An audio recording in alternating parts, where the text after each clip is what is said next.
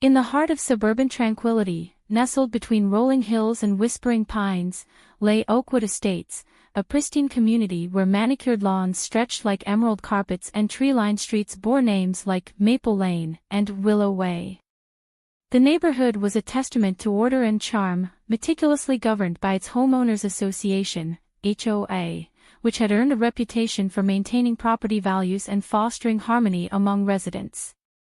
Monthly dues covered essential services like landscaping, snow removal, and security patrols, while clear guidelines ensured aesthetic uniformity: no cracked sidewalks, no overgrown shrubs, and certainly no cars parked haphazardly on driveways.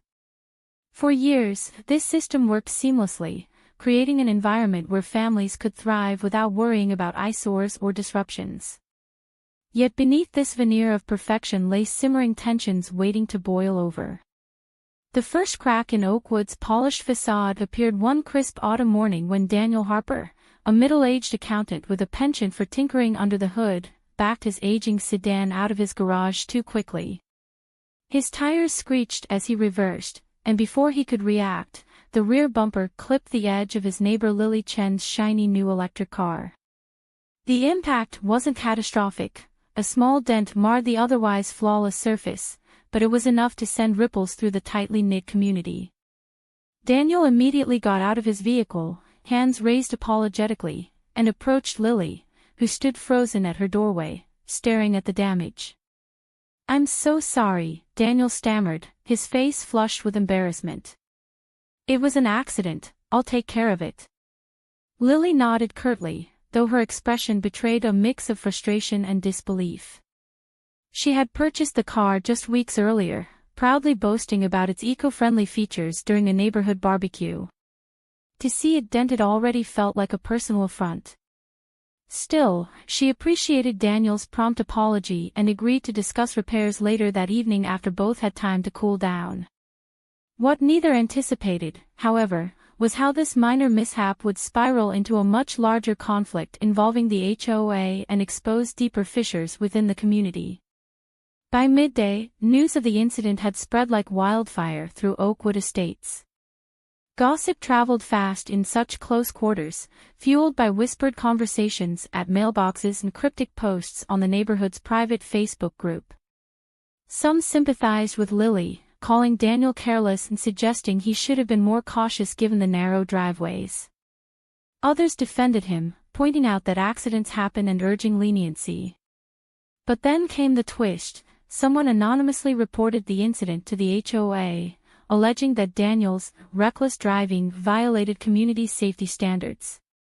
This accusation set off alarm bells within the association, whose board members prided themselves on upholding rules designed to protect residents and preserve the neighborhood's idyllic image.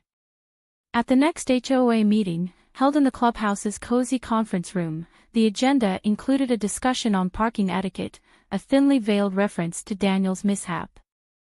Board President Margaret Ellis, a stern woman in her 60s with a no-nonsense demeanor, opened the floor for comments.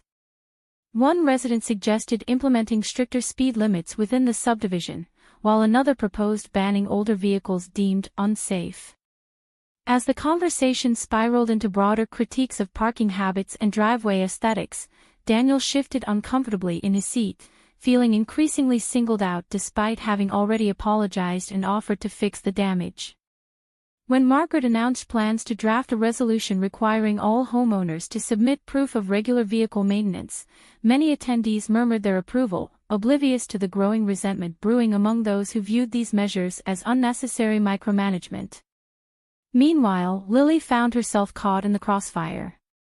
While she appreciated the HOA's concern for safety, she hadn't intended for her damaged car to become the centerpiece of a neighborhood-wide debate. Friends approached her cautiously, asking if she planned to pursue legal action or demand additional compensation beyond repairs. Her husband, James, urged her to let the matter drop, fearing prolonged disputes might strain their relationships with neighbors. But Lily couldn't shake the feeling that something bigger was at play here, that the incident had tapped into pent-up frustrations about the HOA's increasing intrusiveness. As days turned into weeks, tensions escalated. Daniel received a formal letter from the HOA notifying him of a $250 fine for negligent operation of a motor vehicle, citing vague clauses in the community handbook related to safety violations.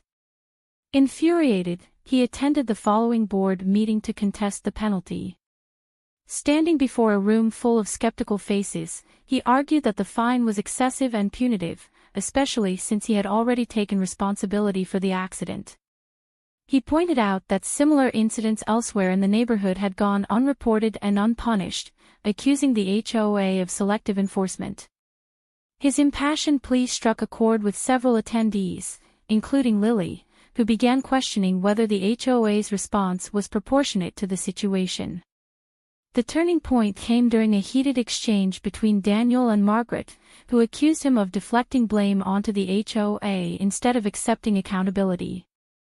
Voices rose, tempers flared, and the meeting descended into chaos until Lily stepped forward, silencing the room with a simple question: "Why are we letting this divide us?" Her words hung heavy in the air, prompting introspection among those present. She recounted her initial frustration over the damaged car but admitted that dwelling on the incident only deepened animosities. Instead, she proposed focusing on practical solutions, like revisiting driveway design to prevent future collisions, and fostering open communication rather than resorting to punitive measures. Inspired by Lily's remarks, several residents volunteered to form a task force dedicated to reviewing existing HOA policies and recommending improvements. Over the next few weeks, this group met regularly, engaging in constructive dialogue facilitated by a neutral mediator. They examined everything from parking regulations to dispute resolution procedures, identifying areas where flexibility could replace rigidity. For example, they suggested replacing blanket fines with warnings for first-time offenders and establishing clearer criteria for what constituted a safety violation. They also advocated for transparency in decision-making, proposing that all fines above a certain threshold be subject to review by a committee comprising both board members and ordinary residents. Daniel and Lily played active roles in these discussions, their initial animosity giving way to mutual respect as they worked toward common goals. By the time the task force presented its recommendations to the HOA board, the atmosphere in Oakwood Estates had shifted dramatically. Gone were the accusatory tones and defensive postures. In their place stood a renewed commitment to collaboration and understanding.